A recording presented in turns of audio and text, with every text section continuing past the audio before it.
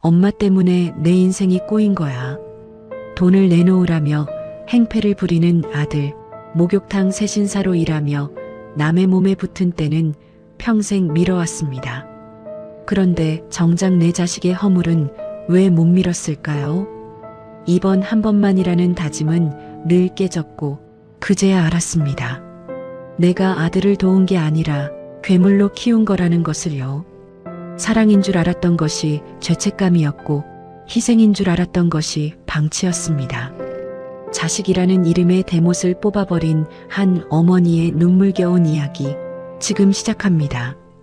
사연 시작하기 전에 구독과 좋아요, 알림 설정 부탁드립니다. 평범한 사람들의 숨겨진 이야기를 매일 전해드리는 채널입니다. 제 손을 한번 가만히 펴보면요. 굳은 살이 어찌나 두껍게 박혔는지 송금이 어디서 시작되고 어디서 끝나는지도 잘 안 보입니다. 65해를 살아오면서 이 손으로 못한 일이 없었어요.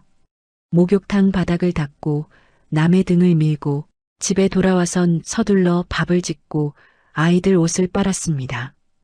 그런데 가만히 생각해 보면요. 이 손으로 정작 내 자식들 얼굴은 얼마나 따뜻하게 비벼졌을까 싶어 마음 한구석이 아려옵니다. 세신사 일을 시작한 건 큰 아들 수찬이가 초등학교에 막 입학하던 해였어요. 작은애는 겨우 6살이었죠. 그때 남편은 공장에서 조장으로 일하고 있었는데 그 월급만으로는 형편이 늘 빠듯했습니다. 여느 엄마들처럼 아이들 준비물을 꼼꼼히 챙겨주지도 못했고 그 흔한 피자 한 판도 마음 편히 시켜주지 못하던 시절이었지요. 그러던 어느 날 동네 아는 언니가 우리 집 사정을 알고는 목욕탕 일 해볼 생각 없냐고 물었습니다. 경력도 필요 없고 몸만 오면 된다는 그 말에 저는 한참을 망설였습니다. 아이들이 아직 어린데 내가 할 수 있을까? 남편 월급만으론 안 되는데 나라도 보태야지. 두 마음이 머릿속에서 치열하게 싸웠습니다. 하지만 텅 빈 지갑과 아이들 얼굴이 눈앞에 아른거려 결국 결심을 굳혔지요. 처음 목욕탕에 들어섰을 땐 참 부끄러웠습니다. 고개도 제대로 못 들고 바닥 청소부터 시작했어요. 목욕탕 바닥을 문지르고 젖은 수건을 개고 목욕용품을 정리하는 것부터 어깨너머로 배웠습니다. 그렇게 1년쯤 됐을까요? 드디어 세신사 자리를 하나 받았습니다. 처음 손님의 등에 이태리 타월을 댔을 때 저는 속으로 이를 악물었습니다. 이게 다 내 새끼들 밑거름이다. 그렇게 생각하지 않으면 그 뜨거운 수증기를 버텨낼 재간이 없었거든요. 숨이 턱턱 막히는 열기 속에서 하루에 10명, 많을 때는 15명까지 밀었습니다. 한 달도 안 돼서 손목이 시큰거리기 시작했고 무릎은 계단을 오를 때마다 뚝뚝 소리가 났어요. 그래도 멈출 수 없었습니다. 내 손목이 나갈수록 아이들의 책가방이 바뀌고 반찬이 달라지는 게 보였으니까요. 무뚝뚝한 남편은 반대도 없었지만 그렇다고 수고한다는 말 한마디 없었습니다. 하지만 저는 알아요. 당신 능력이 부족해 아내가 고생하는 것 같아 미안해서 차마 입이 안 떨어져 고개를 푹 숙이던 그 마음을요. 그 시절 남자들이 다 그랬듯 가부장적이었지만 그 사람 나름의 애정도 깊었습니다. 주말이면 꼭 두 아들을 데리고 같은 목욕탕 남탕으로 향했거든요. 제가 여탕에서 땀 흘리며 등을 밀고 있을 때 남편은 벽 하나를 사이에 두고 남탕에서 아들들 등을 밀어줬습니다. 우리 가족이 각자의 방식으로 한 공간에서 같은 시간을 보내고 있었던 셈이지요. 큰 아들 수찬이가 어릴 때 남탕에서 아빠한테 물었답니다.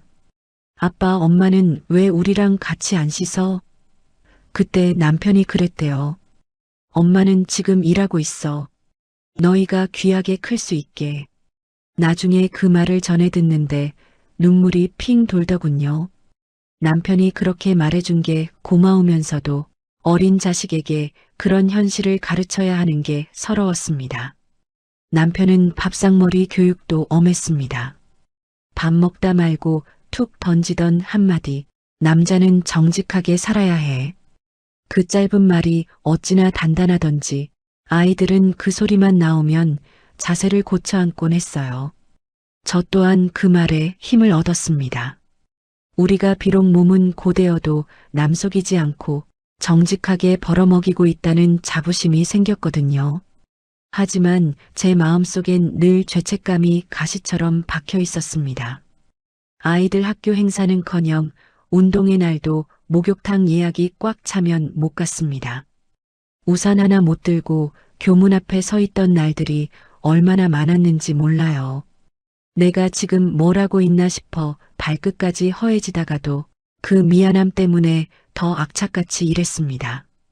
함께 있어주지 못하는 만큼 돈이라도 부족하지 않게 해주자. 얼굴 못 봐주는 만큼 뒤에서 든든하게 받쳐주자. 그렇게 저를 다그쳤습니다. 일을 마치고 돌아오면 아이들은 이미 꿈나라에 가 있었습니다. 조용히 방문을 열어 그 얼굴들을 들여다보고 있으면 손목의 통증도 무릎의 시큰거림도 신기하게 사라졌습니다. 아이들 이불을 여며주며 혼잣말로 약속하곤 했죠. 엄마가 옆에 있어주지 못한 만큼 부족함 없이 키워줄게. 그게 제 유일한 소원이자 삶의 목표였습니다. 그렇게 20년 넘게 목욕탕을 떠나지 않았습니다. 손목에 보호대를 차고 무릎엔 파스를 도배해가며 벌었습니다. 손가락이 퉁퉁 부어 물에 담가야 할 정도로 고됐지만 아이들 등록금이며 용돈이며 학원비가 제 손끝에서 나온다는 생각에 멈출 수 없었습니다. 남편 월급에 제 벌이가 보태져야 비로소 우리 집이 굴러갔으니까요. 지금 돌이켜보면 그때의 저는 제 자신에게 너무 가혹했습니다. 조금 덜 벌더라도 아이들과 눈 한 번 더 마주칠 걸. 쉬는 게 죄인 줄 알았고 내가 편하면 아이들이 힘들 거라는 강박에 살았습니다. 그 죄책감이 저를 움직이는 엔진이었지만 동시에 저를 조금씩 갉아먹고 있었던 거예요. 그게 사랑인 줄만 알았는데 나중에야 깨달았습니다. 그 과한 희생이 또 다른 문제의 시작이었다는 것을요. 하지만 그 시절엔 오늘 하루를 버티는 게 전부였습니다. 뜨거운 수증기 속에서 남의 때를 밀며 매일 되뇌었습니다. 이게 다 자식들 밑거름이다. 그 말을 제 달아버린 연골마다 새기며 살았습니다. 그게 제 젊음이었고 제 사랑이었으며 이제 와보니 제 후회의 시작이기도 했습니다. 세신사 일을 그만둔 건 제 나이 60이 넘어서였습니다. 손목은 이미 오래전부터 보호대 없이는 버티질 못했고 무릎 연골이 다 닳았다는 소리를 들은 게 58이었으니까요. 그래도 미련이 남아서 2해를 더 억척같이 버텼습니다. 아직 자식들을 위해 더 모아야 할 돈이 남은 것만 같았거든요. 그렇게 20년 넘게 몸을 갈아가며 벌어온 돈과 남편의 퇴직금을 합쳐보니 성남의 구축 아파트 한 채와 통장에 현금 6억 원이 쥐어졌습니다. 처음 통장 잔액을 확인하던 날 남편이 말없이 저를 한번 쳐다보더군요. 저도 아무 말하지 않았습니다.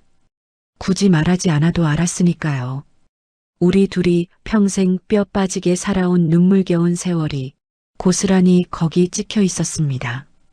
큰아들 수찬이가 결혼하겠다고 찾아온 건 3년 전이었습니다. 중소기업 다니며 모아둔 돈이 얼마 없어 전세금이 턱없이 부족하다고 하더군요. 남편과 밤새 머리를 맞대고 긴 상의를 했습니다. 우리 노후 자금인데 너무 많이 내어주면 안 된다. 그렇다고 자식 첫 장가 보내는데 빈손으로 둘 수는 없다며 몇 날 며칠을 고민했지요. 그렇게 고심 끝에 정한 금액이 1억 원이었습니다.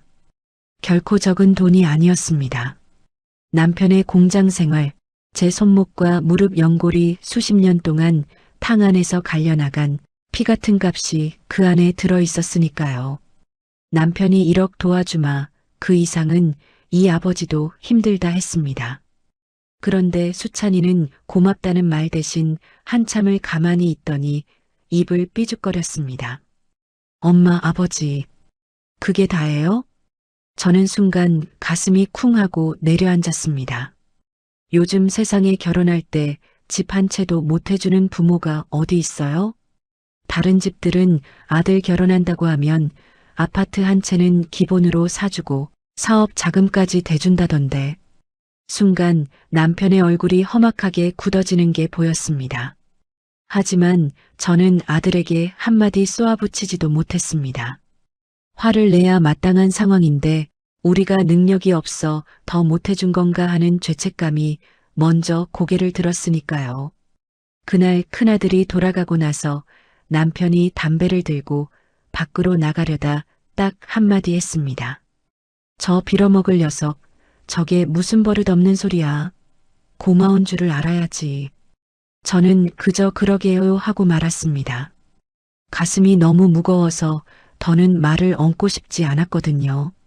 큰아들 결혼하고 2년 뒤 둘째 민호가 결혼하겠다고 왔습니다. 우리 부부는 민호에게도 똑같이 1억 원을 주기로 했습니다. 평생 공부시켜본 듯한 대기업 직장까지 보냈으니 부모로서 결혼할 때 이만큼 보태주면 이제 할 도리는 다 했다 싶었지요. 형이라고 더 주고 동생이라고 덜 줄 수도 없는 노릇이었습니다. 민호에게 통장을 건네주던 그날의 공기를 저는 아직도 생생하게 기억합니다. 민호는 통장에 찍힌 금액을 확인하더니 갑자기 거칠고 투박한 제 두 손을 꼭 잡았습니다. 그 녀석의 손이 가늘게 떨리는 게 고스란히 느껴졌습니다. 엄마, 아버지, 이 귀한 돈을 제가 어떻게 써요? 목소리가 잔뜩 잠겨 있더군요. 고개를 드는데 녀석의 눈시울이 붉게 물들어 있었습니다. 엄마, 나 키우느라 일하셔서 손목도 다 망가졌는데. 녀석은 차마 말을 잇지 못하고 입술을 깨물었습니다. 저도 목이 메어와 그저 녀석의 손을 꼭 쥐어줄 뿐이었습니다. 남편은 옆에서 괜히 민망한지 헛기침을 큼큼해댔습니다. 그 사람 역시 눈가가 벌개졌으면서 남자 체면에 애써 감추는 게 제 눈에는 다 보였습니다. 그 뒤로 민호는 결혼하고 나서 주말만 되면 며느리 지은이를 데리고 불쑥 찾아오곤 했습니다. 미리 연락도 없이 들이닥쳐서는 엄마, 오늘 뭐 먹고 싶어요? 하고 살갑게 물었지요. 양손 가득 장을 봐온 비닐봉지가 넘쳐났고 착한 며느리는 오자마자 부엌으로 들어가 앞치마부터 두르는 아이였습니다. 적막하던 우리 집 부엌이 오랜만에 사람 사는 웃음소리로 가득 차는 날은 늘 그런 날이었습니다. 민호는 퇴근길에 혼자 쓱 들를 때도 많았습니다. 지나가는 길에 엄마 생각이 났다면서 제가 좋아하는 과자나 따끈한 호떡 같은 걸 손에 꼭 쥐고 왔지요. 어느 비 오는 날 저녁이었습니다. 남편이 소파에 앉아 텔레비전을 보고 있는데 민호에게서 전화가 걸려왔습니다. 엄마, 오늘 비 많이 오던데 무릎은 좀 어떠세요? 많이 시큰거리진 않으세요? 저는 전화기를 귀에 댄 채 부엌에서 거실에 있는 남편을 슬쩍 바라보았습니다. 텔레비전 화면만 보던 남편이 슬며시 고개를 돌려 저와 눈을 맞추더군요. 저도 남편도 아무 말 없이 그냥 빙그레 웃었습니다. 굳이 말하지 않아도 알 것 같았습니다. 우리가 평생 등을 밀어가며 고생해서 키운 보람이 있구나. 자식놈 하나는 정말 바르게 잘 키워냈구나. 그 순간만큼은 가슴이 벅차오를 만큼 진심으로 행복했습니다. 돌이켜보면 그때 이미 알아챘어야 했습니다. 똑같은 부모 밑에서 자라 똑같은 사랑을 받고 똑같은 1억 원을 손에 쥐었던 두 아들이었습니다. 그런데 큰아들은 그 큰 돈을 받고도 모자라다며 입을 삐죽거렸고 둘째는 부모의 고생이 고마워 손을 잡고 울었습니다. 그 극명한 차이가 어디서 온 건지 그때는 왜 깊이 보지 못했을까요? 수찬이는 워낙 무뚝뚝하고 표현이 서툰 아이니까 하며 그저 미련하게 넘겨버렸습니다. 다 내가 부족한 탓이라는 멍해를 스스로 짊어지면서 말입니다. 하지만 이제는 압니다. 그 통장을 건네던 순간 저는 이미 두 갈래의 명확한 신호를 받았던 겁니다. 하나는 진심 어린 감사였고 다른 하나는 뻔뻔한 당연함이었습니다. 그리고 그 당연함을 그저 자식의 서툰 도리라 착각하며 참아왔던 대가가 나중에 우리 부부의 삶을 얼마나 참혹하게 무너뜨리게 될지 그때의 저는 미처 알지 못했습니다. 큰아들 수찬이가 결혼하고 나서도 우리 집 사정이 크게 달라진 건 없었습니다. 명절에 오면 그저 의무적으로 밥만 먹고 가기 일쑤였고 어쩌다 먼저 전화가 걸려오면 여지없이 용돈이 필요하다는 핑계가 섞여 있었지요. 그래도 가정을 꾸렸으니 시간이 지나면 철이 들겠지 하고 미련하게 기다렸는데 그 기다림은 점점 잔인한 유예가 되어갔습니다. 이상한 낌새를 처음 느낀 건 큰아들이 다니던 중소기업에서 승진에 밀렸다는 소식을 들었을 때였습니다. 녀석이 직접 얘기한 게 아니었어요. 첫째 며느리가 전화통화 중에 넌지시 알려주었지요. 저는 전화기를 붙잡고 고생이 많다며 위로했지만 속으로는 가슴이 쿵하고 내려앉았습니다. 그 뒤로 수찬이가 우리 집을 찾아오는 날이 부쩍 잦아졌습니다. 그런데 참 이상하게도 꼭 남편이 없는 시간만 골라서 왔습니다. 남편은 퇴직 후 아직 건강한데 놀 수만은 없다며 경비 일을 알아보더니 바로 일을 시작했거든요. 벌써 4년이 넘었습니다. 남편이 2교대 경비 근무를 나가고 난 뒤 집안에 고요한 적막이 찾아올 때를 마치 문 밖에서 기다렸던 사람처럼 말입니다. 처음에는 그저 엄마 얼굴 보러 자주 들르는 줄로만 알았습니다. 그러던 어느 날 수찬이가 거실 소파에 무겁게 앉더니 불쑥 말을 꺼내더군요. 엄마, 나 회사 그만두려고. 저는 깜짝 놀라 설거지를 하던 손에 들고 있던 행주를 그대로 내려놓았습니다. 갑자기 그게 무슨 소리야? 회사를 왜 그만둬? 회사 일이 내 체질이 아니야. 이래봐야 비전도 없고 그냥 때려치우고 사업이나 한번 해볼까 해서. 불안한 예감이 엄습했지만 저는 애써 목소리를 가다듬고 조심스럽게 물었습니다. 사업? 무슨 사업을 어떻게 하려고? 아직 구체적으로 정한 건 없는데 미천이 좀 있어야 시작을 하든지 말든지 하지. 그 말이 끝나는 순간 저는 직감했습니다. 이 아이가 오늘 아버지가 없는 빈집에 왜 찾아왔는지를요. 저는 조용히 고개를 저으며 단호하게 말했습니다. 수찬아, 엄마한테는 이제 더 줄 돈 없다. 너 결혼할 때 우리 형편에 충분히 도와줬어. 남은 건 아버지랑 엄마 늙어서 쓸 노후 자금이야. 제 말이 떨어지기가 무섭게 수찬이의 눈빛이 돌변했습니다.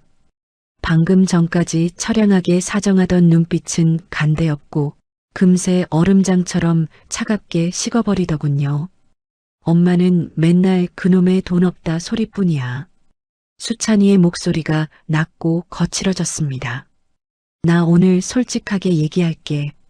내가 40 가까이 될 때까지 이렇게 인생이 꼬이고 안 풀리는 게 다 누구 때문인지 엄마는 정말 몰라.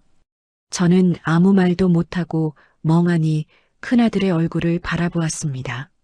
나 어릴 때 엄마가 집에 있었어? 아침에 눈 뜨면 나가서 밤 늦게 들어오고 내가 열이 펄펄 나고 아파도 엄마는 옆에 없었잖아.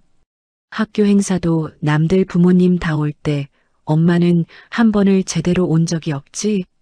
나 그때 교문 앞에서 얼마나 외롭고 비참했는지 알아?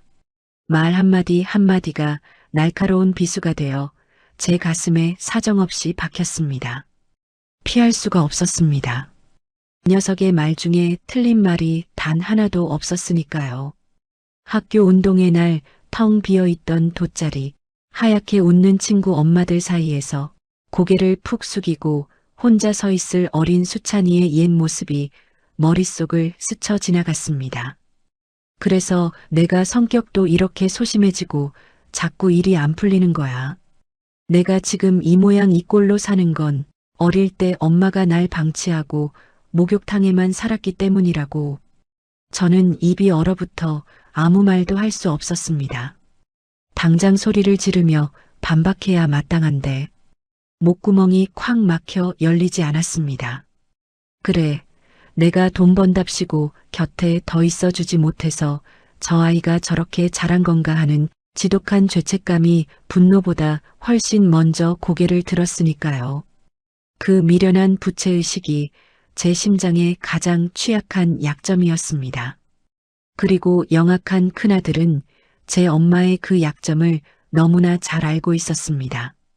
그날 이후로 수찬이는 집에 올 때마다 주문처럼 비슷한 소리를 늘어놓았습니다. 직접적으로 돈 얘기를 꺼내기 전에는 반드시 저를 죄인으로 만드는 그 말부터 했지요. 엄마가 내 어릴 때 그랬으니까 내가 정서적 결핍이 생겨서 이 모양이지. 마치 저를 조종하는 마법의 주문 같았습니다. 그 소리만 나오면 저는 어김없이 죄인처럼 작아졌습니다. 불같이 화를 내야 하는데 도무지 화가 나지 않았습니다. 미안하다는 감정이 억울함보다 먼저 제 목덜미를 강하게 짓눌렀으니까요. 엄한 남편한테는 차마 입도 벙긋하지 못했습니다. 괜히 사실대로 얘기했다가 그 불같은 성격의 부자 사이가 완전히 파탄 날까봐 혼자 가슴을 쥐어짜며 삭혔습니다. 수찬이도 그 사실을 기가 막히게 아는 듯 했습니다. 아버지가 집에 없는 시간 남편이 꼬박 밤을 새워야 하는 경비 근무를 나가는 날만 골라 찾아왔으니까요. 빈집에 저 혼자 남겨졌을 때만 들이닥치는 그 영악함을 눈치채면서도 저는 매번 바보처럼 당하고만 있었습니다. 사업 자금 요구는 그 뒤로도 끈질기게 계속되었습니다. 엄마가 조금만 미천대주면 이번엔 진짜 제대로 성공해서 효도할게. 다른 집 부모들은 자식 사업한다고 하면 대출을 받아서라도 대준다는데 엄마는 왜 자식한테 이렇게 인색해? 엄마, 아버지 연금도 꼬박꼬박 나오고 집도 있으면서 돈 충분하잖아. 자식 힘들어 죽겠다는데 그것 좀 못 도와줘? 올 때마다 조금씩 교묘하게 말만 바꿀 뿐 결국 본질은 같은 요구였습니다. 어떤 날은 눈물을 흘리며 사정조로 나왔고 어떤 날은 세상을 다 원망하는 투로 윽박질렀습니다.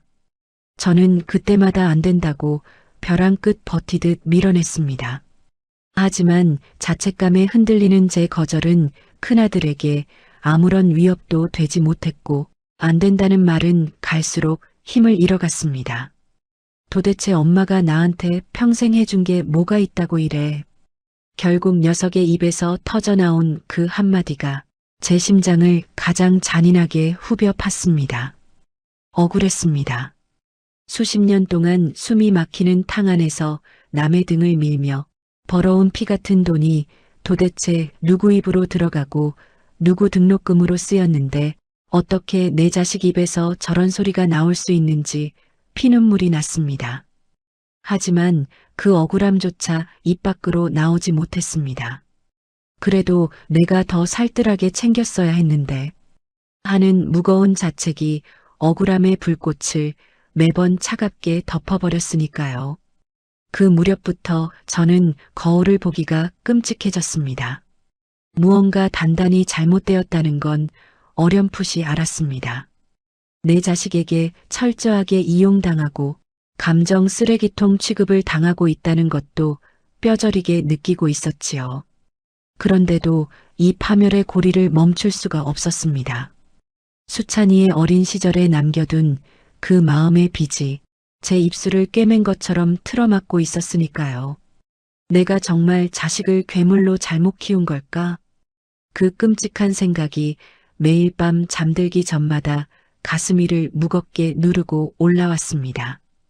밤마다 눈이 멀뚱멀뚱해져 잠을 이룰 수 없었습니다. 어쩌다 깊은 밤중에 깨어나면 어두컴컴한 천장을 멍하니 바라보며 홀로 눈물을 훔쳤습니다. 옆에서 곤히 잠든 남편을 두고도 이 지옥 같은 갈등은 결코 꺼내놓을 수 없었습니다. 그저 나 혼자 이 십자가를 짊어지는 게 가족을 평화롭게 지키는 길이라 믿었기 때문입니다. 그것이 제 인생에서 가장 뼈아픈 실수였다는 것을 저는 그때까지도 미처 깨닫지 못했습니다. 처음엔 정말이지 이 악물고 버텼어요. 수찬이가 올 때마다 단호하게 안 된다고 밀어냈습니다. 이건 우리 노후 자금이다. 내 아버지 모르게는 단 한 푼도 내어줄 수 없다며 단단히 선을 그었지요. 그 모진 말이 제 마지막 방어선이었습니다. 그러던 어느 날이었습니다. 수찬이가 평소와는 전혀 다른 모습으로 집을 찾아왔습니다. 문을 열고 들어서는데 얼굴이 반쪽이 되어 있더군요. 눈 밑은 거먹게 내려앉았고 볼은 홀쭉하게 꺼져 고생한 티가 역력했습니다. 엄마, 나 진짜 죽겠어. 거실 소파에 털썩 주저앉더니 두 손으로 얼굴을 감싸 쥐고 괴로워했습니다. 저는 말없이 찬물 한 잔을 떠다가 그 아이 앞에 내려놓았습니다. 사방이 꽉 막혀 있어. 카드값은 잔뜩 밀려 있지. 아내한테는 솔직하게 말도 못하겠지. 엄마, 나 이번 한 번만 도와줘. 딱 한 번만 살려줘. 물기 어린 목소리가 잔뜩 잠겨 있었습니다.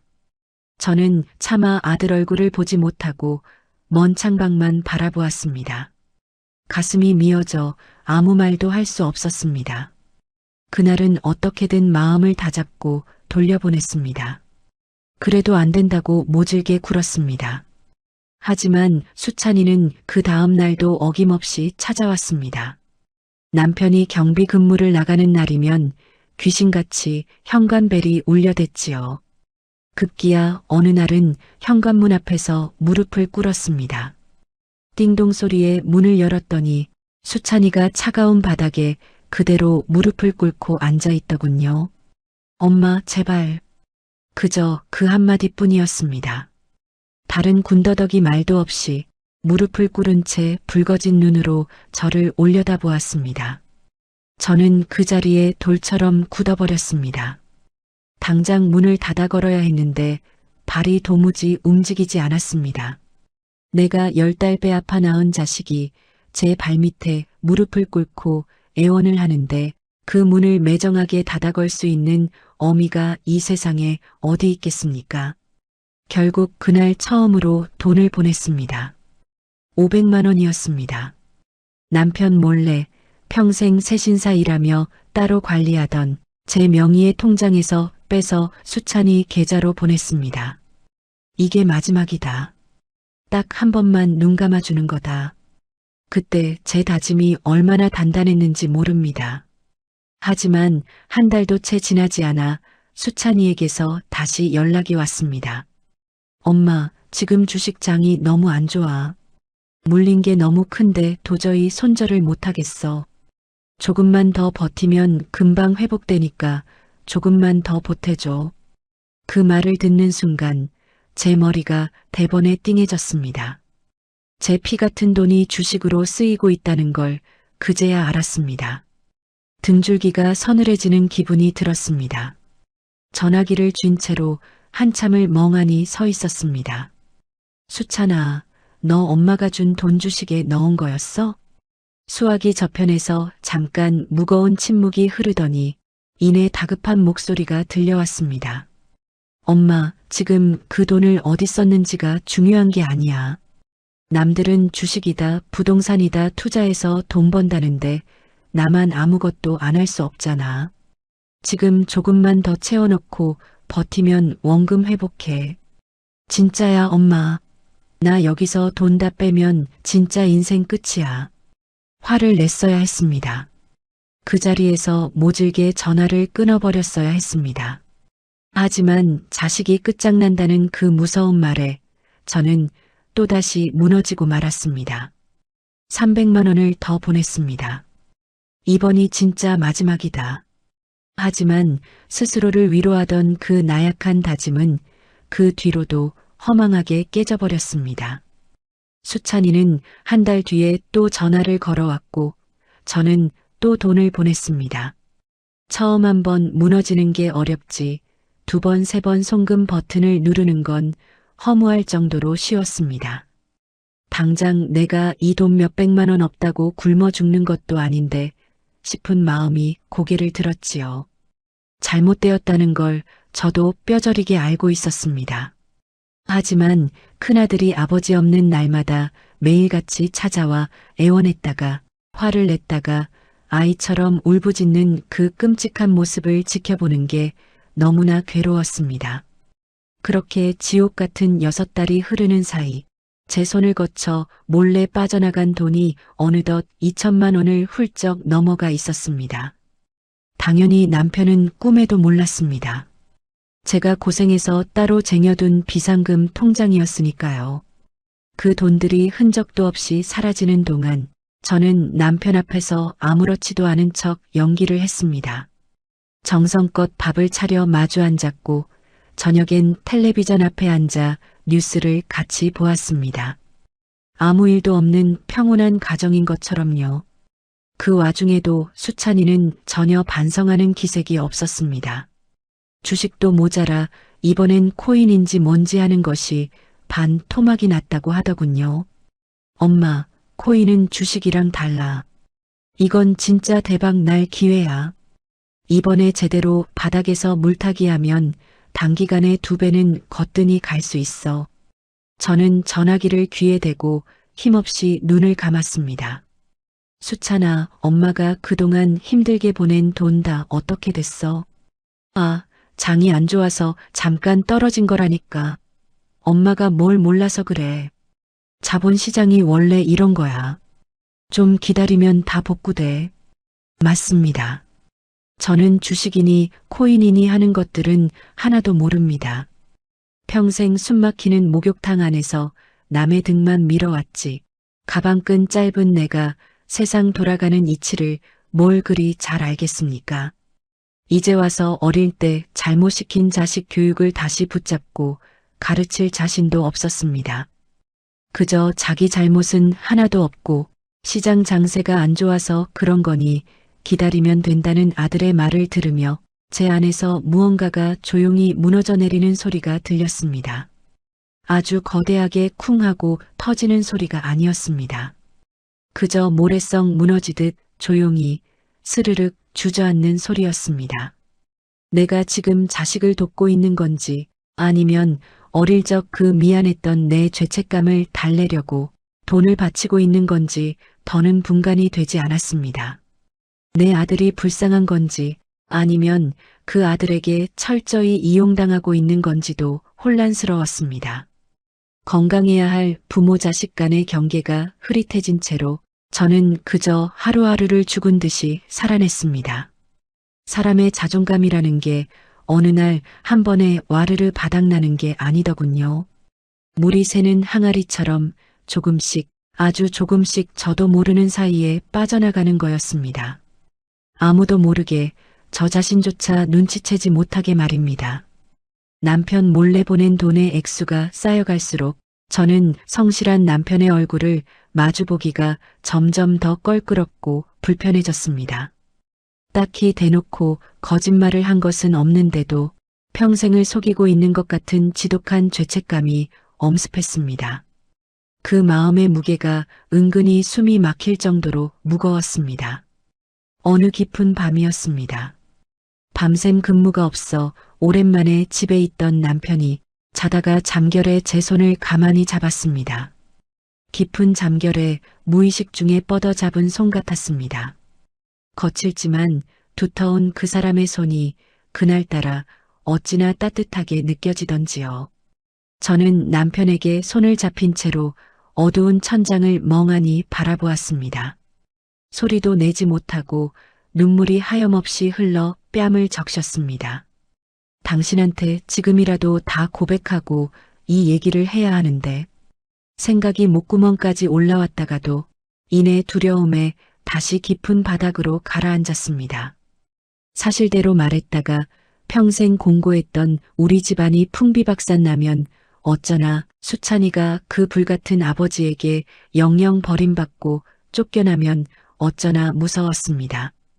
그렇게 저는 또다시 미련하게 혼자 모든 걸 삭혀내고 말았습니다. 하지만 그 밤이 제가 혼자 소리 죽여 삭힐 수 있었던 마지막 밤이었다는 것을 그때의 저는 미처 알지 못했습니다.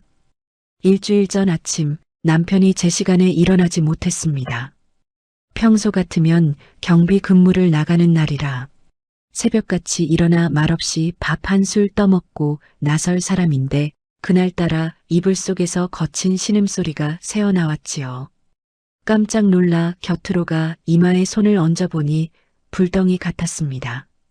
열이 어찌나 뜨끈뜨끈하게 오르는지 가슴이 철렁했습니다.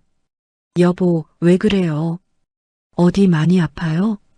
요즘 좀 무리를 했나 보네. 몸살인 것 같아. 남편이 갈라진 목소리로 낮게 웅얼거렸습니다. 그럼 오늘은 일 나가지 말고 쉬면 안 돼요? 평생 결근 한 번 없던 남편도 이번엔 정말 버티기 힘들었는지 동료에게 연락해 퇴근을 부탁하더군요. 저는 아침 일찍 남편을 부축해 근처 병원으로 향했습니다. 의사는 독감이라며 주사를 놓고 약을 지어주었습니다.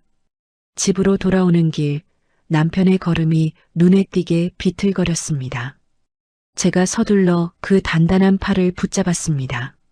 나이 드니까 별것도 아닌 감기 기운에 이렇게 크게 고꾸라지네.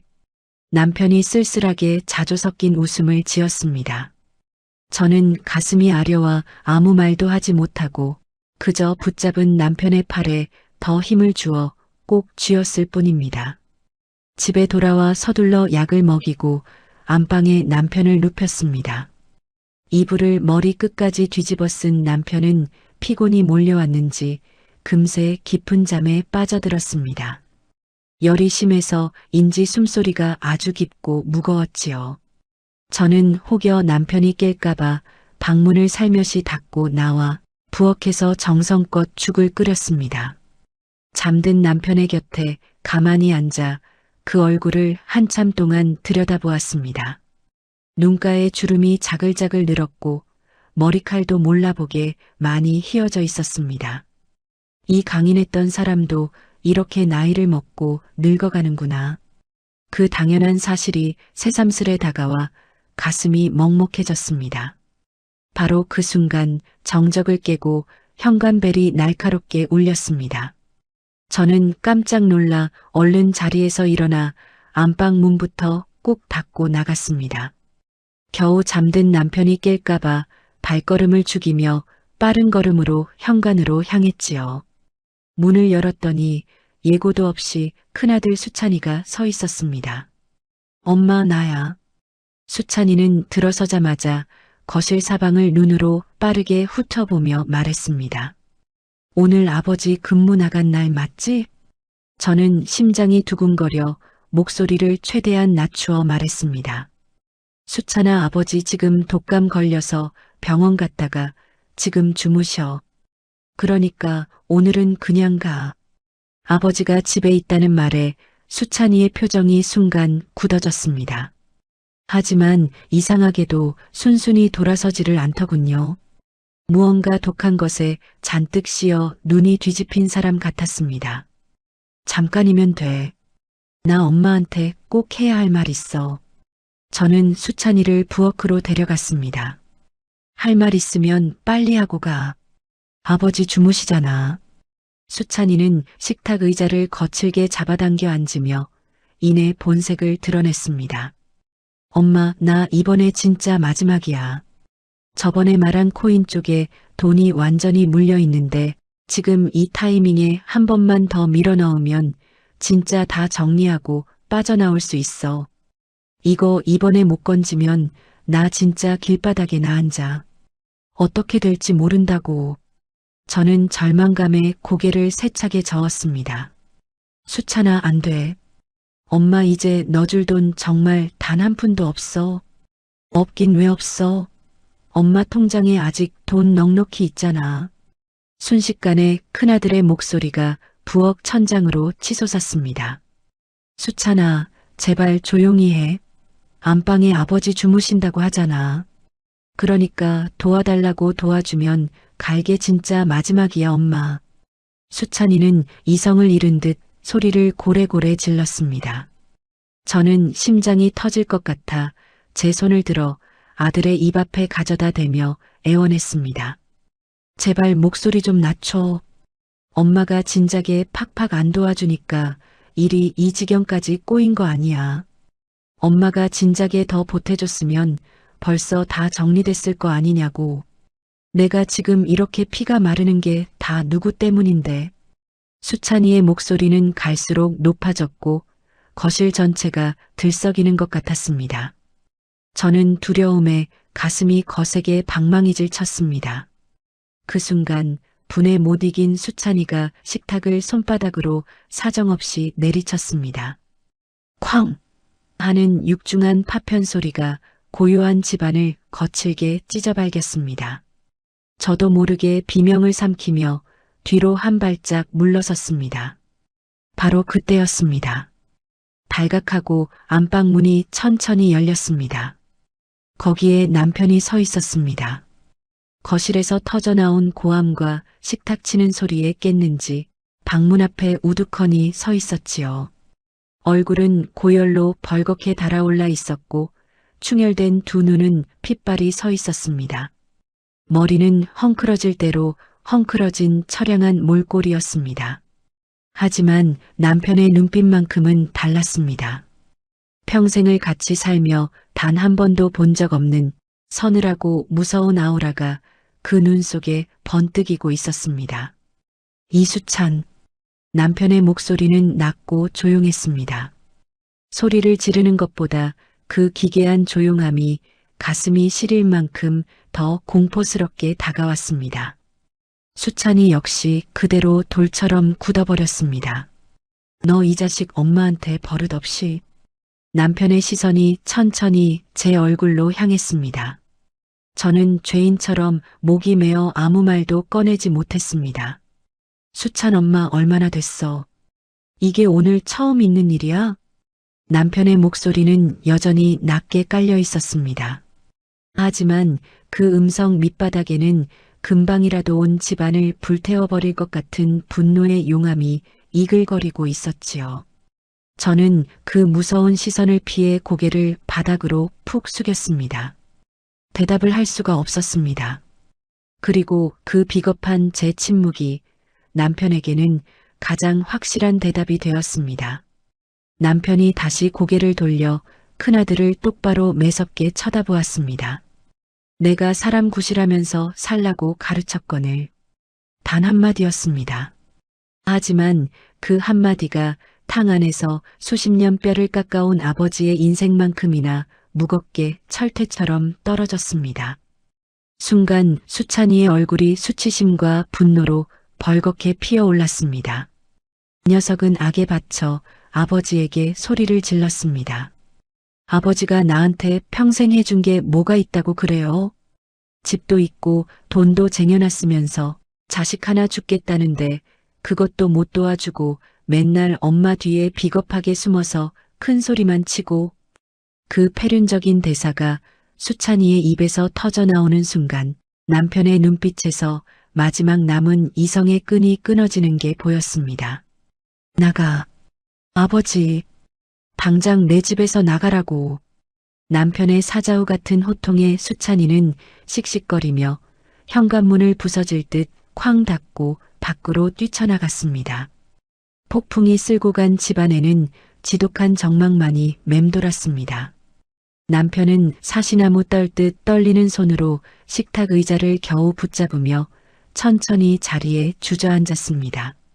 고열이 들끓는 몸으로 무리하게 버티고 서 있었으니 바지 밑단 사이로 다리가 후들후들 떨리는 게 고스란히 제 눈에 밟혔습니다. 저는 죄인이 되어 아무 말도 못한 채 구석에 벌벌 떨며 서 있었습니다. 남편이 아주 천천히 갈라진 입술을 열었습니다. 얼마나 줬어? 저는 여전히 입술이 떨어지지 않았습니다. 수찬 엄마, 2천만 원이 넘었어요. 제 고백에 남편은 무너지듯 두 눈을 지그시 감았습니다. 한참 동안 숨소리조차 들리지 않는 가혹한 침묵이 이어졌습니다. 그러다가 마침내 남편이 천천히 눈을 떴습니다. 그 눈망울에는 깊은 슬픔과 배신감이 서려 있었습니다. 당신이 그 아이를 괴물로 만든 거야. 그 낮게 음조리는 남편의 한마디가 방금 전 수찬이가 저에게 퍼부었던 온갖 폐륜적인 원망보다 수천 배는 더 아프게 제 심장을 짓뭉개버렸습니다. 남편이 저를 순수하게 원망하려고 뱉은 말이 아니라는 것쯤은 잘 알고 있었습니다. 평생 아내 고생 귀한 줄 알고 안쓰러워했던 사람이었으니까요. 자식이 망가질 때까지 아비로서 아무것도 몰랐다는 지독한 자책감이, 그리고 아내를 막지 못했다는 참담한 무력감이 그런 거친 표현으로 터져나왔다는 것을 왜 모르겠습니까? 다 알면서도 뼈가 시릴 만큼 가슴이 찢어지게 아팠습니다. 40년 가까운 세월을 서로 의지하며 성실하게 살아온 동반자의 입에서 나온 비난이었으니까요. 우리 부부가 평생 밤낮 없이 일하며 쌓아올린 견고한 신뢰의 성벽에 돌이킬 수 없는 거대한 금이 가는 소리가 그 짧은 말 한마디 속에 고스란히 박혀 있었습니다. 남편은 그날 저녁 입맛이 없다며 끝내 안방에서 나오지 않았습니다. 저는 정성껏 끓인 죽 한 그릇을 쟁반에 담아 외롭게 방문 앞에 내려놓고 조용히 물러났습니다. 평생을 함께한 부부가 한 집에 있으면서도 서로 다른 방에 갇혀 침묵을 삼키고 있었던 거지요. 그 보이지 않는 마음의 거리가 아파트 방과 방 사이의 물리적인 거리보다 수만 배는 더 멀고 아득하게 느껴졌습니다. 저는 거실 불을 모두 끈 채 칠흑 같은 어둠 속에서 혼자 소파에 멍하니 앉아 있었습니다. 이 모든 비극이 다 내 탓이다. 지독한 자책감이 머릿속을 새까맣게 가득 채웠습니다. 망가진 수찬이에게도 미안했고 평생 정직을 목숨처럼 아끼던 성실한 남편에게도 씻을 수 없는 죄를 지은 것만 같았습니다. 그 골마 터진 미안함들이 온 온몸을 휘감아 묶어버려 어디서부터 손을 대고 실타래를 풀어야 할지 도무지 갈피를 잡을 수 없었습니다. 평생 내 몸이 부서져라 일하며 필사적으로 지켜내려 했던 우리 집의 소박한 평화가 그날 저녁 그렇게 소리도 없이 완전히 산산조각이 나버렸습니다. 그날의 폭풍이 지나간 이후 우리 집은 기괴할 정도로 조용해졌습니다. 남편은 지독했던 독감이 서서히 가라앉고 나서도 말수가 눈에 띄게 더 줄었습니다. 밥은 마주 앉아 같이 먹었지만 남편은 제 눈을 똑바로 마주치지 않았습니다. 저 역시 차마 미안해서 먼저 말을 꺼낼 엄두조차 내지 못했지요. 그 숨막히는 침묵이 어떤 날은 가슴을 납덩이처럼 무겁게 짓눌렀고 어떤 날은 가슴속을 뻥 뚫린 것처럼 허하게 만들었습니다. 수찬이한테서는 일절 연락이 없었습니다. 그 고요함이 오히려 더 불안했습니다. 그 아이의 화가 풀린 것인지 아니면 더 깊은 도끼가 가슴에 박혀 가라앉아 있는 것인지 도무지 알 길이 없었으니까요. 그렇게 피가 마르는 일주일쯤 지났을 때였습니다. 정적을 깨고 제 휴대폰이 진동했습니다. 화면에 뜬 이름을 확인하고 조심스레 전화를 받았습니다. 어머니, 저 은지예요. 첫째 며느리였습니다. 그런데 수화기 너머로 들려오는 목소리가 무척이나 이상했습니다. 목소리는 힘없이 잠겨 있었고 코가 맹맹하게 막혀 있었지요. 한눈에 들어도 밤새도록 꺼이꺼이 울고 난 사람의 목소리였습니다. 은지야, 무슨 일이야? 왜 그래? 목소리가 왜 이래? 어머니, 제가 지금 좀 찾아뵈도 될까요? 가슴이 덜컥 내려앉아 저는 서둘러 대답했습니다. 그래, 은지야. 얼른 와라. 잠시 후 집에 온 며느리는 눈이 퉁퉁 부어 있었습니다. 현관에서 신발을 벗는데 애처롭게 마른 손이 사시나무 떨듯 파르르 떨리더군요. 저는 가슴이 아파 아무 말도 묻지 못하고 거실로 데려가 따뜻한 차를 한 잔 끓여 내어 주었습니다. 은지는 두 손으로 찻잔을 겨우 감싸쥐고는 한참 동안 바닥만 쳐다보며 아무 말도 하지 못했습니다. 저 역시 며느리가 마음을 추스를 때까지 묵묵히 기다려 주었습니다. 얼마나 흘렀을까요? 은지가 간신히 붉어진 입술을 열었습니다. 어머니, 저 요즘 너무 힘들어서 죽을 것 같아요. 시작부터 며느리의 목소리가 애처롭게 떨렸습니다. 수찬 씨가 밤마다 술을 잔뜩 먹고 들어오는 날이 부쩍 많아졌어요. 처음에는 스트레스가 심해서 그러려니 하고 받아주려고 했는데 들어오기만 하면 꼭 큰 싸움이 나요. 은근히 제 친정 얘기를 꺼내면서 비꼬기 시작하더라고요. 결혼할 때 친정에서 해온 게 도대체 뭐가 있냐면서요. 너희 친정 부모님한테 가서 돈 좀 몇천만 원 빌려올 수 없냐고 날마다 저를 달달 볶으며 그 얘기만 해요. 저는 며느리의 말에 숨이 막혀들고 있던 찻잔을 천천히 내려놓았습니다. 생활비도 제대로 못 받은 지 이미 꽤 됐어요. 그동안 제 월급으로 어떻게든 버텨왔는데 이제는 그것도 한계예요. 게다가 저 몰래 아파트 명의로 대출까지 잔뜩 받았었더라고요. 그리고 어머니 수찬 씨 회사 그만둔 지 오래됐어요. 퇴근하고 집에 오면 저보다 먼저 집에 와 있는 날이 많아서 이상하다 싶었어요. 처음 물어봤을 때는 회사에 일이 있어서 잠깐 반차를 썼다고 핑계를 대더니 점점 아침에 출근하는 기색조차 없더라고요. 그래서 다그쳐 물어봤더니 벌써 몇 달 전에 회사를 때려치웠대요. 은지는 결국 더는 말을 잇지 못하고 흐르는 눈물을 참으려 아랫입술을 피가 나도록 깨물었습니다. 저는 가슴이 하얗게 질려 천천히 물었습니다. 수찬이가 그랬어? 자기 입으로 직접? 은지는 소리 없이 고개를 끄덕였습니다. 어머니, 그리고 저 사실 드릴 말씀이 하나 더 있어요. 은지가 들고 있던 찻잔을 내려놓고 저를 똑바로 바라보았습니다. 며느리의 맑은 눈망울에 다시금 눈물이 촉촉하게 차오르기 시작했습니다. 저 임신했어요. 순간 제 머리를 무거운 망치로 얻어맞은 듯 숨이 턱하고 멎는 것 같았습니다. 임신이라니 얼마나 됐어? 이제 겨우 5주째예요. 저도 안지 얼마 안 됐어요. 그이는 아직 이 사실을 몰라요. 저는 은지의 얼굴을 가만히 들여다보았습니다. 새 생명이 찾아왔다는 건 가문 최고의 경사요. 춤이라도 춰야 할 기쁜 소식인데 가련한 내 며느리의 얼굴에는 기쁨의 흔적이 단 한 조각도 없었습니다. 오히려 앞으로 닥쳐올 미래에 대한 공포와 두려움에 가까운 처절한 표정이었습니다. 그이한테 말해야 하는데 도대체 어떻게 말을 꺼내야 할지 모르겠어요. 이 지옥 같은 상황에 아이를 낳는 게 정말 맞는 건지도 모르겠고 이 상태로 수찬 씨와 계속 살 수 있을지도 자신이 없어요. 어머니, 저 진짜 어떻게 해야 해요? 저 좀 살려주세요. 그 비참한 말이 끝나기가 무섭게 은지는 결국 참았던 울음을 서럽게 터뜨렸습니다. 두 손으로 필사적으로 입을 틀어막고 우는데 그 어깨의 들썩임이 제 가슴을 갈기갈기 찢어놓았습니다.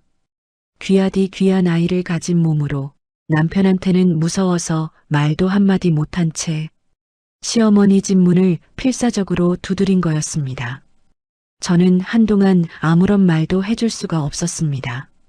그저 은지의 들썩이는 어깨를 거친 손으로 꼭 감싸 안아줄 뿐이었습니다. 늙은 시어머니가 지금 당장 해줄 수 있는 건 그것밖에 없었으니까요. 그런데 며느리를 품에 안은 그 순간 제 머릿속에서 무언가가 거대하게 무너져 내렸습니다. 쾅! 하고 이성이 깨어나는 소리였습니다. 수찬이가 집에서 가련한 며느리에게 부렸을 온갖 행패와 부조리한 짓들이 눈앞에 선명하게 그려졌습니다. 직장도 때려치우고 코인에 빠져 살면서 돈 없다고 아내를 달달 볶고 장인 장모 탓을 하며 술 먹고 폭언을 일삼는 패륜적인 모습. 내가 정말 내 손으로 괴물을 키워냈구나. 온몸에 소름이 돋았습니다. 수찬이가 그동안 제 앞을 찾아와 부리던 행패와 똑같은 짓거리였습니다. 만만한 엄마에게 하던 지독한 버릇과 영악함이 이제는 제 아내에게로 고스란히 옮겨간 것이었습니다. 제가 불쌍하다고 참아줄 때마다 미안하다는 죄책감에 한 발짝 물러서서 돈 봉투를 쥐어줄 때마다 그 아이는 이렇게 억지를 쓰고 남 탓을 하면 다 해결되는구나 하고 배운 것이었습니다. 그 치명적인 독을 결국 제 어미가 만든 셈이었습니다. 저는 눈물을 훔치며 은지에게 말했습니다. 은지야, 이 못난 시어머니가 정말 미안하구나. 은지는 울음을 터뜨리며 세차게 고개를 저었습니다. 아니에요, 어머니. 어머니가 저한테 미안하실 거 전혀 없어요. 아니다, 내 죄가 크다. 수찬이 녀석 홀몸도 아닌 너한테 감히 그런 몹쓸 짓을 저지르다니. 미리 막았어야 했는데 정말 미안하다, 은지야. 저는 목구멍이 딱딱하게 메어와 차마 말을 잇기가 힘들었습니다. 내가 자식 교육을 완전히 잘못 시켰어. 처음 그 녀석 원망을 쏟아낼 때 단호하게 끊어냈어야 했는데 미련한 죄책감 때문에 못 끊었어. 내가 자식을 망치고 결국 그 불똥이 너한테까지 번진 것 같아 미안하구나. 은지는 제 고백에 다시금 서럽게 오열했고 저 역시 눈물을 흘렸습니다. 한참을 그렇게 같이 붙잡고 울고 난 후 은지가 손등으로 번진 눈물을 닦아내었습니다. 저는 며느리의 파르르 떠는 손을 강하게 꽉 잡았습니다. 너는 이제 다른 거 아무것도 신경 쓰지 말고 오직 내 몸이랑 뱃속의 아이만 생각하고 마음 단단히 잡아라. 은지가 붉어진 눈을 들어 저를 쳐다보았습니다. 이 엄마가 어떻게 해서든 막아볼 테니까 앞으로 무슨 힘든 일이나 무서운 일 생기면 언제든지 나한테 연락해. 수찬이 모르게 연락해, 알았지? 은지는 그제야 안심이 되는지 작게 고개를 끄덕였습니다. 저는 떠나는 며느리를 애틋하게 배웅하고 굳게 현관문을 닫았습니다. 현관문이 무겁게 닫히고 텅 빈 거실에 혼자 남았을 때 저는 그 자리에 못 박힌 듯 한동안 우두커니 서 있었습니다. 신발장 위에 작은 거울 하나가 걸려 있습니다. 거기에 제 처량한 얼굴이 비치더군요. 평생 자식 뒷바라지한답시고 돈만 줄 알았지. 정작 인간으로서 가져야 할 최소한의 인성은 가르치지 못한 못난 어미의 얼굴이 거기 있었습니다. 깊게 패인 굵은 주름과 거칠어질 대로 거친 피부를 바라보면서 저는 평생 처음으로 진실을 똑바로 마주했습니다. 저는 그동안 제가 수찬이를 지독하게 사랑해서 다 받아준 줄 알았습니다. 하지만 그건 사랑이 아니었습니다. 미련하고 이기적인 죄책감에 불과했습니다. 어릴 때 일하느라 곁에 있어주지 못했다는 그 부채의식을 내 마음 편하자고 달래려고 수찬이가 원하는 대로 돈을 내어주고 억지를 다 받아주었던 것입니다. 그 가당차는 모성애가 내 아이를 단단한 어른으로 만든 게 아니라 한없이 유약하고 교만하며 남 탓만 하는 괴물로 키워냈습니다. 그리고 그 괴물 같은 교만함이 이제 죄 없는 며느리의 삶과 생명까지 잔혹하게 갉아먹고 있었습니다. 내 아들이 말입니다. 사랑이라고 굳게 믿었던 나의 맹목적인 희생이 결국 파멸이었다는 것을 내 나이 65이 되어서야 뼈저리게 깨달았습니다. 사랑인 줄 착각하고 살아온 그 길고 긴 세월의 대가가 이렇게 잔인한 청구서가 되어 돌아온 것이었습니다. 그리고 그 청구서를 혼자 감당해내고 있는 것은 정작 죄를 지은 제가 아니라 며느리와 어린 생명이었습니다. 저는 그날 거울 앞에 서서 주먹을 불끈 쥐고 결심했습니다. 더는 자식의 미련한 죄책감에 소중한 내 남은 인생을 끌려다니지 않겠다고. 이제는 내가 독해져야 하고 내가 변해야만 한다고. 그날 밤 남편이 먼저 말문을 열었습니다. 저녁 설거지를 하고 부엌에 우두커니 서 있는데 거실에서 흘러나오던 텔레비전 소리가 툭 꺼지더군요. 여보, 이리 와서 좀 앉아봐.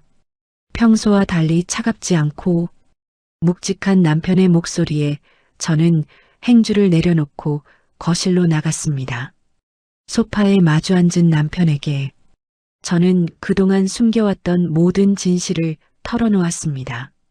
며느리 은지가 찾아와 눈물 흘린 일, 큰아들 수찬이가 회사를 그만두고 가정을 방치한 일, 은지의 임신 소식까지 전부요. 그리고 남편 몰래 통장에서 돈을 뺏어 보냈던 고백도 얼마를 왜 보냈는지 말했습니다. 남편은 제 말을 중간에 한 번도 끊지 않고 묵묵히 들어주었습니다. 긴 고백이 끝나고 무거운 침묵이 흐를 때 제가 고개를 숙이며 미안해요. 진작 말했어야 했는데 하고 읊조리자 남편이 낮게 대답했습니다. 됐어. 이제라도 알았으면 됐지. 당신 혼자 그걸 다 짊어지려고 했어? 남편은 제 거친 손을 가만히 바라보며 천천히 입을 열었습니다. 수찬 엄마, 이제는 절대로 물러서면 안 돼. 내가 그 자식한테 백날 미운 소리 해봤자 소용없어. 당신이 칼같이 끊어야 해. 당신이 안 끊으면 그 아이는 평생 저러고 살아. 결혼해서 아이까지 생겼으면 한 가정의 가장이잖아. 가장이면 책임을 지고 사람 구실을 해야지. 자립할 힘이 없는 자식에게 우리가 계속 돈을 받쳐주는 건 도와주는 게 아니라 영영 망하게 방치하는 거야. 당신을 믿어. 이번엔 단호하게 잘 해낼 수 있어. 평소 말이 없던 남편이 건넨 그 단단한 한마디는 제게 거대한 버팀목이 되어 주었습니다. 말없이 제 손을 한번 꼭 쥐었다 놓는 남편의 온기만으로도 충분했습니다. 사흘 뒤 예고도 없이 수찬이가 다시 집으로 들이닥쳤습니다. 이번엔 남편이 집에 있는 날이었습니다. 아버지를 보고 잠시 멈칫하던 수찬이는 이내 저를 보며 다급하게 말을 꺼냈습니다. 엄마, 나 지금 진짜 막다른 골목까지 왔어. 대출도 한개고 코인이랑 주식도 다 날렸어. 엄마가 이번에 안 도와주면 우리 집 당장 경매로 넘어가고 다 날아가. 저는 숨을 깊게 몰아쉬고 조용히 대답했습니다. 안 된다. 엄마, 지금 장난해? 집이 날아간다고. 안 된다고 했어. 수찬이의 목소리가 거실 가득 드높아졌습니다. 엄마, 아버지 살고 있는 이 집 있잖아. 이 집 팔면 되잖아. 집을 팔아서라도 자식 앞길은 막아줘야지. 부모가 돼서 자식 길바닥에 낳는 걸 그냥 보고만 있을 거야. 참다 못한 남편이 소파에서 벌떡 일어나자 수찬이는 아버지 쪽을 보며 매달렸습니다. 아버지, 제발요. 지금 제가 얼마나 급한지 아세요? 이 집만 팔면 안이 있는 돈으로 조금만 도와주시면 다 해결된다고요. 남편이 매서운 눈빛으로 쏘아보며 말했습니다. 못 판다. 왜요? 내 집이 아니니까. 가로막힌 수찬이가 다시 저를 향해 악을 썼습니다. 엄마가 말해봐. 자식집 경매 넘어가고 곧 태어날 아이 아버지가 길바닥에 낳는 꼴이 진짜 보고 싶어. 저는 떨리는 심장을 부여잡고 수찬이를 똑바로 쳐다보았습니다. 수찬아, 소리 지르지 말고 앉아. 엄마가 할 말이 있어. 어이없다는 표정으로 자리에 주저앉은 큰아들 앞에서 저는 평생 가슴에 묻어둔 죄책감을 꺼내놓으며 단호하게 경계를 세웠습니다. 내 인생이 이렇게 꼬인 게 다 엄마 때문이라고 했지. 어릴 때 일하느라 내 곁에 없어졌다고 원망했지. 그 말 틀리지 않아. 엄마가 더 곁에 있어줬어야 했어. 미안하다. 그런데 수찬아, 그 미안함이 지금 내가 저지른 무책임한 상황을 정당화하는 핑계가 되지는 않아.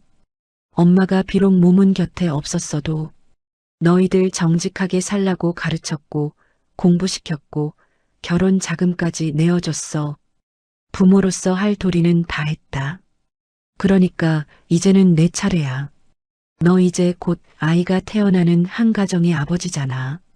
가장이면 제 짐은 제 등에 지고 책임을 다해 살아야지. 언제까지 늙은 부모 등골 빼먹으며 손 벌리고 살래? 내 짐은 이제 내가 져야 해. 수찬이의 얼굴이 분노로 일그러졌습니다. 엄마 지금 나 버리겠다는 거야? 이 상황에 나보고 알아서 하라고. 버리는 게 아니야. 내가 스스로 설 수 있게 손을 놓아주는 거야. 이게 이제 엄마가 너한테 해줄 수 있는 마지막 사랑이다. 후회하지 마세요. 결국 수찬이는 독서를 내뱉으며 현관문을 부서질 듯 쾅 닫고 나가버렸습니다. 지독한 폭풍이 지나간 자리에 앉아있자니 손끝이 파르르 떨려왔습니다. 눈물이 쏟아질 것 같았는데 신기하게도 눈물조차 나오지 않더군요. 남편이 말없이 제 옆에 다가와 묵묵히 앉아주었습니다. 아무 말도 안 했지만 그저 곁에 있어주는 것만으로도 위로가 되었습니다. 그로부터 정확히 한 달이 지났습니다. 어느 고요한 저녁 휴대폰 화면에 큰아들의 이름이 떴습니다. 수화기 너머로 들려오는 목소리는 예전처럼 소리를 지르거나 비굴하게 사정하는 투가 아니었습니다. 아주 낮고 차분하게 가라앉아 있었지요. 엄마. 왜? 엄마 죄송해요. 아들의 사과에 목이 메어 아무 말도 하지 못했습니다. 은지가 이혼하자고 해요. 아이는 혼자 키우겠다고요. 앞으로 어떻게 살아야 할지 아직은 잘 모르겠어요. 그런데 이대로 살면 진짜 인간도 아니겠다 싶어서 직장 다시 구해서 출근하고 있어요. 일단 급한 불은 껐어요. 저 이번엔 진짜 정신 차리고 살아볼게요. 그냥 그 말 한마디 엄마한테 꼭 하고 싶었어요. 전화기를 든 채 멍하니 거실 창밖을 바라보았습니다. 평생을 기다렸던 아들의 반성인데 이상하게 눈물도 나지 않고 그저 담담하기만 했습니다. 수찬아, 너 이제 혼자 아니야. 뱃속에 아이도 있잖아. 제발 마음 단단히 잡고 내 가정 내 힘으로 지켜내. 뚝 끊긴 전화기를 한동안 내려다보다가 저는 이내 자리에서 일어나 부엌으로 향했습니다. 배고플 남편의 저녁상을 차려야 했으니까요. 자식이라는 무거운 족쇄를 내려놓은 우리 부부의 저녁은 참 오랜만에 고요하고 평온했습니다. 부모가 스스로를 존중하며 냉정하게 선을 그을 때 비로소 자식도 스스로 서는 법을 배운다는 진리를 뼈저리게 깨달은 밤이었습니다. 사실 큰아들 수찬이에게서 전화가 오기 며칠 전 저는 남편과 마주 앉아 오랜 시간 이야기를 나누었습니다. 수찬이의 이야기가 아니었습니다. 홀몸이 아닌 힘든 몸으로 고통받고 있을 며느리 은지의 이야기였습니다. 여보, 나 은지한테 마지막으로 좀 보태주고 싶어요. 제 말에 남편은 들고 있던 찻잔을 내려놓고 저를 가만히 바라보았습니다. 수찬이 좋으라고 주는 게 아니에요. 앞으로 태어날 우리 손주가 있잖아요. 임신한 며느리를 저대로 길거리에 나앉게 둘 수는 없어요. 그건 부모로서 우리가 해야 할 마지막 책임인 것 같아요. 남편은 한참 동안 말이 없었습니다.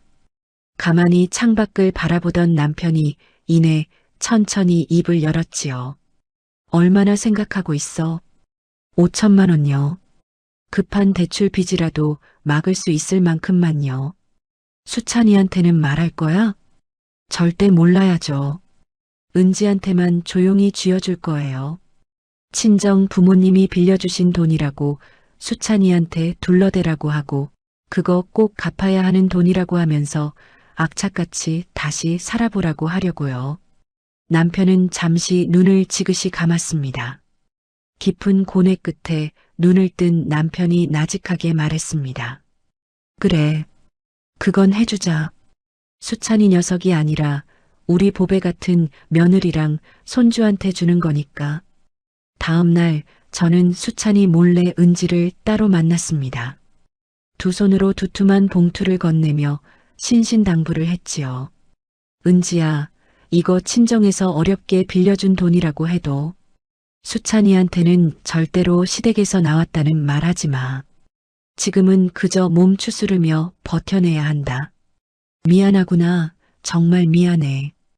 은지는 봉투를 받아들고 고개를 푹 숙인 채 어깨를 파르르 떨며 울었습니다. 어머니, 울지 마라. 지금은 내 몸이 먼저야. 오직 아이 생각만 해라, 아가. 그것이 수찬이와 관련된 제 인생의 마지막 돈이었습니다. 이번만큼은 거짓 없는 진심 어린 마지막이었습니다. 그리고 며칠 뒤 수찬이에게서 직장을 다시 구했다는 눈물의 전화가 걸려왔을 때 저는 비로소 담담하게 이제야 정신을 차리는구나 하고 생각했습니다. 그날 밤 저는 남편과 거실에 오래도록 마주 앉아 있었습니다. 거창한 대화를 나눈 건 아니었지만 가슴속에 맺혀있던 앙금을 풀 시간이 필요했지요. 제가 먼저 조심스레 말을 꺼냈습니다.